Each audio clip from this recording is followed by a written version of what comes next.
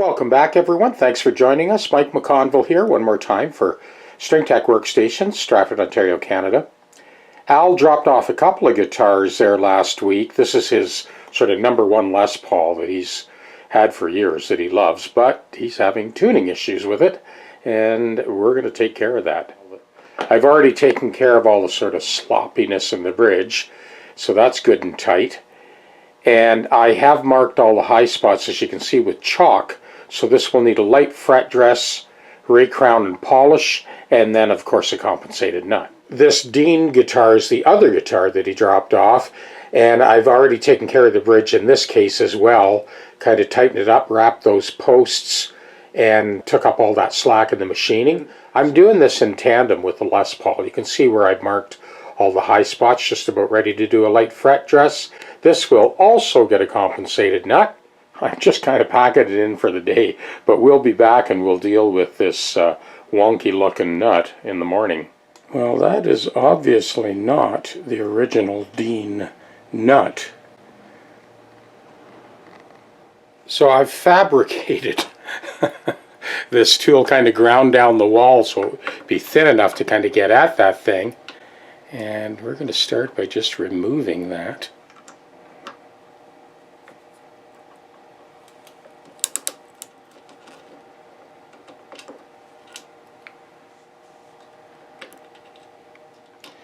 So we'll get rid of this thing.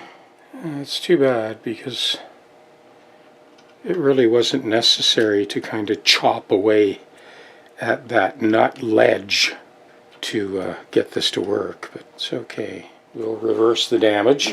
So this is what we got now. I've cleaned up that ledge. I have kind of fit that blank. It's ready to go. Any of you guys out there that are doing repairs, you know that it's always 5 times the work cleaning up someone else's mess. But this truss rod now is fully adjustable. And I'm doing these two guitars in tandem, so I'll just take you over to the Les Paul. So same deal here. I've got that just roughed in, the compensated nut blank. So both those blanks have been set aside because the next step is to take care of all of these high spots. I've chalked in all the trouble areas.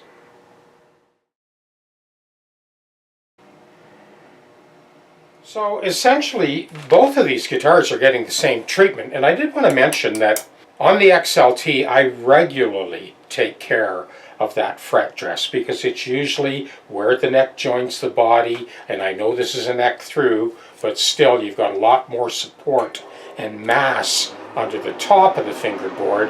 You don't get any flex or movement there, but as the carving starts, that's when you start to get that flexibility. Any of you guys that are following my channel, you've seen a few hundred videos where I demonstrate. On the XLT, I do this job regularly. The single block and then the body support reduces any flex from here to here, which is the critical area when you're addressing this. Okay, over to the Les Paul. Very similar issues here. At this tenon and mortise neck joint, we've got high spots here and here, and a couple of high spots further along. So the blocks spread telescopically support the neck so that there is no flex as we do these critical adjustments with the leveling file. Very light touch here. So I'm going to go back and I'm going to double check.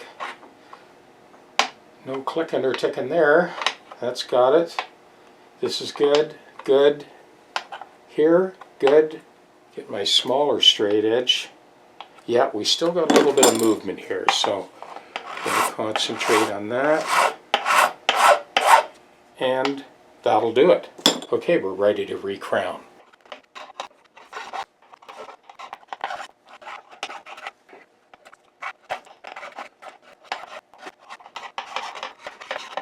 Here is the same deal here with the Dean guitar.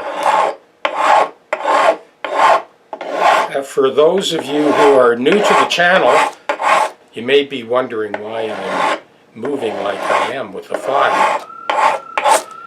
Well, the reason I'm doing that is because, as you know, the fingerboard itself has a curvature. The file is dead flat. So the only way to guarantee that you're following and respecting that curvature is to move obliquely across the crown and then crosshatch. like so, and like so. Okay, let's have a look. That's good. That's good. That's good. This is good. This is good. That's it. No CNC machines, no dial calipers up the back of the neck. That's how easy it is on the Tech deck. So we'll just continue now and coax those crowns back to center.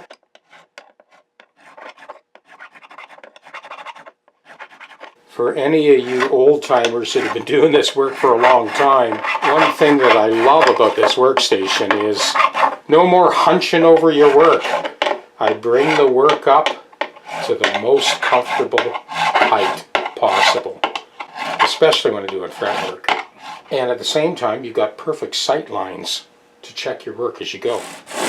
This is our 400 grit, just kind of chasing that back to center with the scrub block.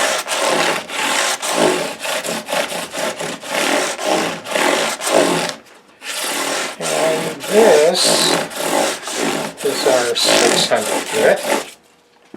We'll step it up to 800 grit.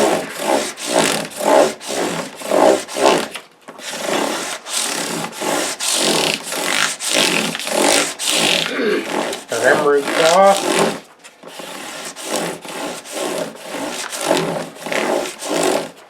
40 steel wool.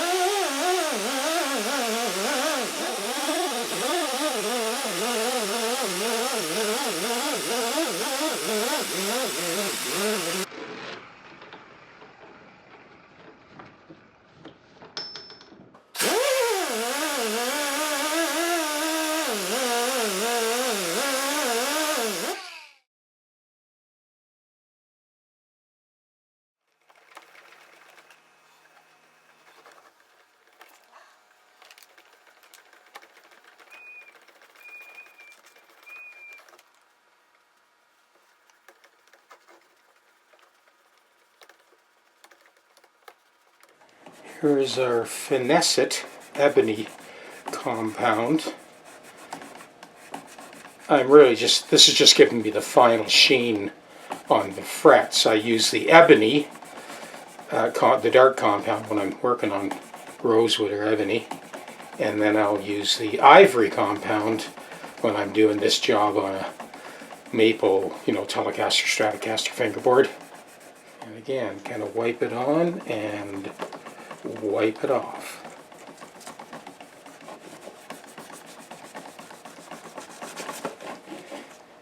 And yeah, so I usually do this. I kind of make my way up to the 12th fret and then continue on up to the 1st fret.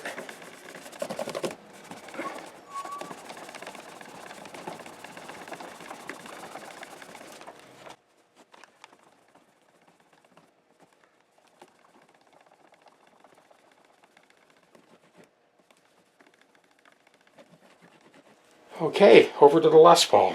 We have masked off all of that soft plastic inlay, and we've gone across with the crowning file and chased those crowns back to center. And now we start with the scrub block with a 400 grit to get rid of any trace of the tooling marks of the file.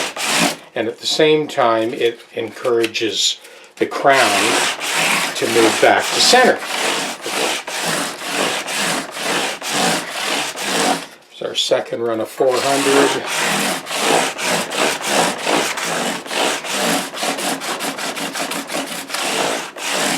It's our 600.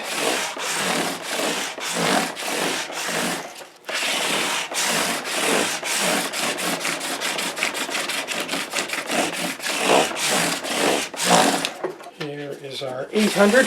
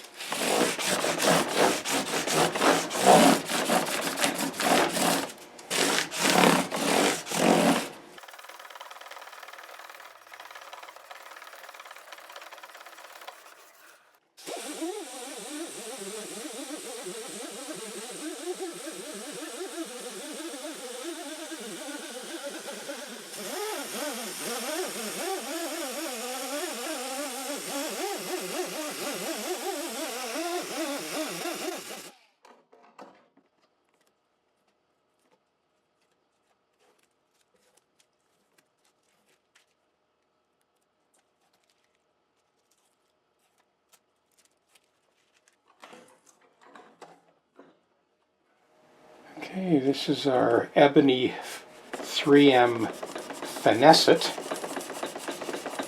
compound, very light liquid compound. And it also gives a consistent color to the fingerboard as well.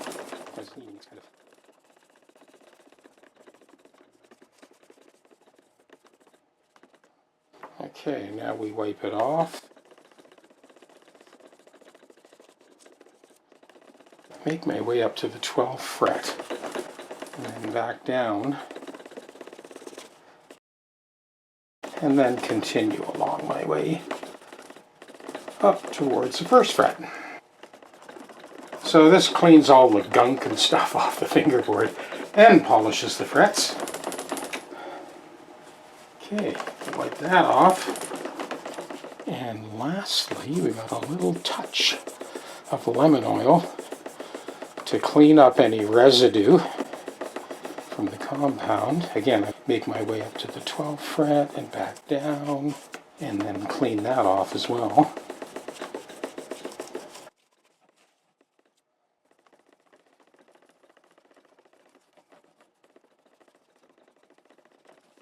Okay, looking good. Time to head in for some lunch, and we'll come back and carry on with both these guitars this afternoon.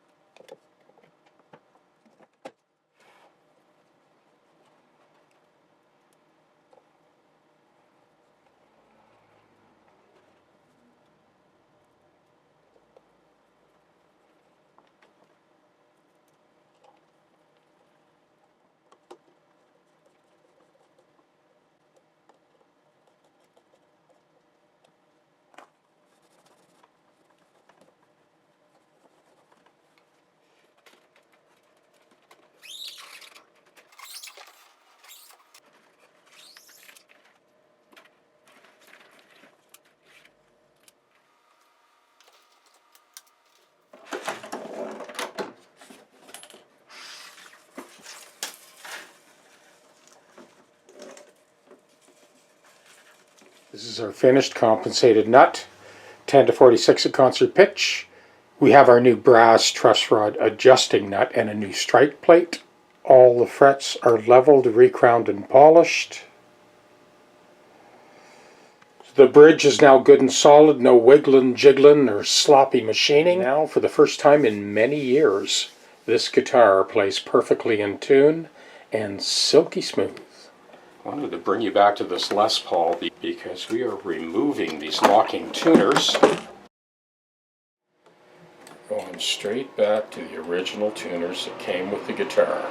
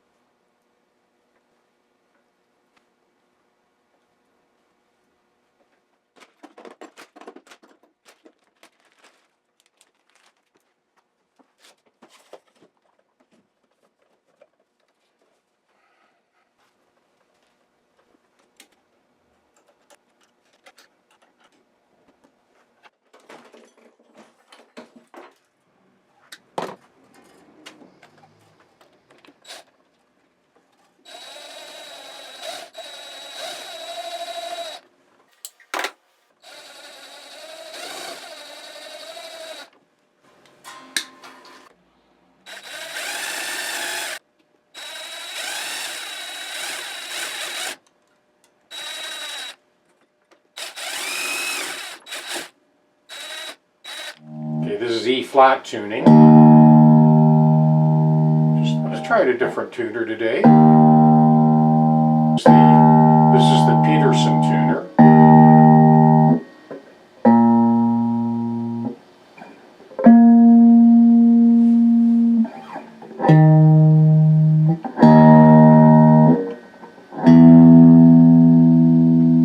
Okay, here's our A flat, or G sharp in this case.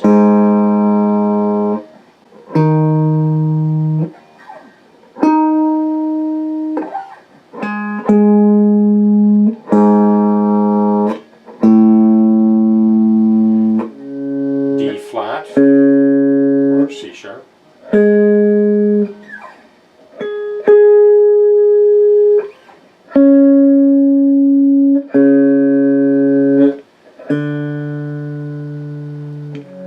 Here's our G flat, or F sharp.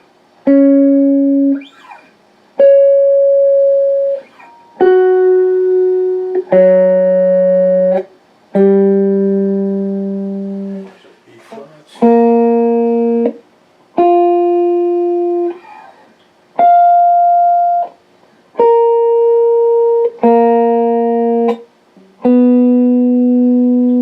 The first string.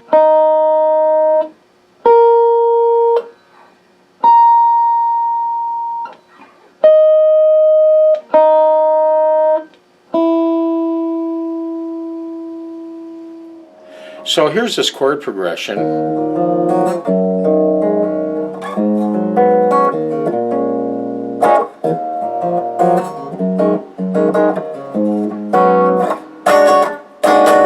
So I'm going to let that play, and I'll flick the pickups around.